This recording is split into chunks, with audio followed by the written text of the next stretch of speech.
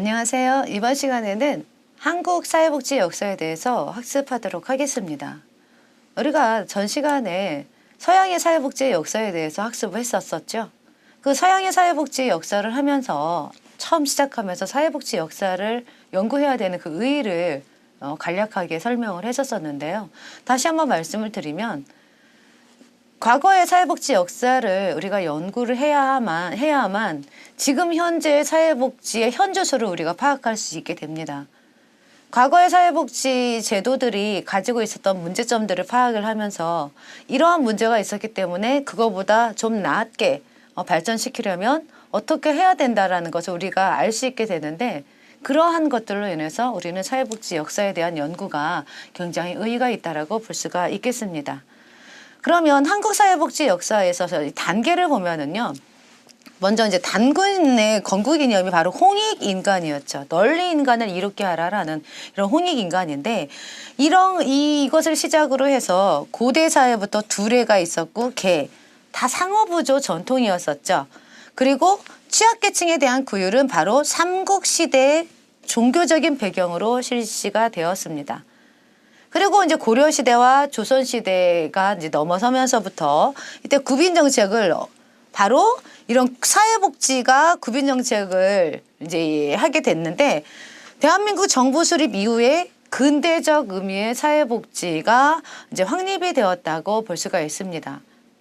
대한민국 정부가 수립되기 이전에 있었던 이런 일련의 활동들은 이런 사회복지 체계라고 보기보다는 상호부조 차원에서 했었던 하나의 자선의 의미가 강했다라고 볼 수가 있겠습니다.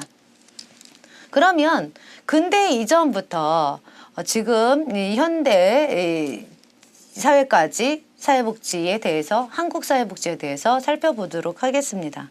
근대 이전의 첫 번째가 바로 삼국시대인데, 이런 삼국시대에는 한국의 구빈 제도 중에서 가장 오래된 제도는 바로 창이라고 볼 수가 있는 거죠. 뭐 의창, 상평창 이런 말 들어보셨죠? 바로 관곡의 진급이 있었고요. 관곡에서 비축한 관곡으로 재난당한 백성에게 구제하는 제도입니다. 사궁구휼이 있었습니다. 그리고 이거는 환가고독이라는 사궁의 빈민을 구제하는 제도이고요. 또 조세감면이 있었는데 자연재해를 입은 주민들에게 조세를 감면해 주는 제도입니다. 그리고 춘궁기에는 그 이자를 감면해 주는 제도가 있었는데요. 삼국시대의 구빈사업을 간단하게 말씀을 드리면 임시적인 거였다. 뭐 자연재해나 어떤 그 일정한 계층에게만 해주는, 그 다음에 사회 대책적인 성격이 강했다. 그리고 한시적인 구휼제도의 성격이 강했다라고 볼 수가 있겠습니다. 고려시대에는 불교 사상이 강했었죠. 그래서 이런 기존에 있었던 상부상조 정신이 있었고, 여기에 불교의 자비 정신이 가미되어서 이전보다 체계화되었다고 볼 수가 있겠습니다. 그래서 상설구빈기관으로 제2부가 있었고요. 그리고 아까 한국의 사회복지, 근데 이전은 창이라고 말씀을 드렸었죠. 의창, 상평창, 뭐 유비창 이런 것들이 있었고요. 그 다음에 임시구빈기관도 있었습니다.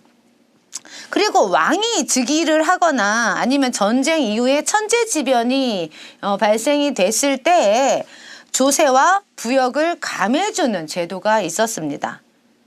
그리고 진대법이라는 것이 있었는데 사궁에게 양곡을 대여를 해줬고 생활 필수품을 주었습니다. 또한 의료보호 사업이 있었는데요. 동서대비원과 해민국을 중심으로 약 그리고 옷을 나누어주고 치료를 해주었습니다. 그리고 홀로 된 어린이를 양육하였고요. 양자를 입양시키거나 또 승려나 종으로 삼는 제도, 또 양로 제도가 이때 고려시대 때 있었습니다. 고려시대의 구빈사업은 삼국시대보다는 다양해졌습니다. 왜 그러냐? 기존에는 삼국시대 때는 상부상조 정신이 강했었다 그랬죠. 근데 여기에 종교가 가미가 되면서 좀 더 체계화되었다고 보죠. 그리고 국가 책임의 구제 제도로서의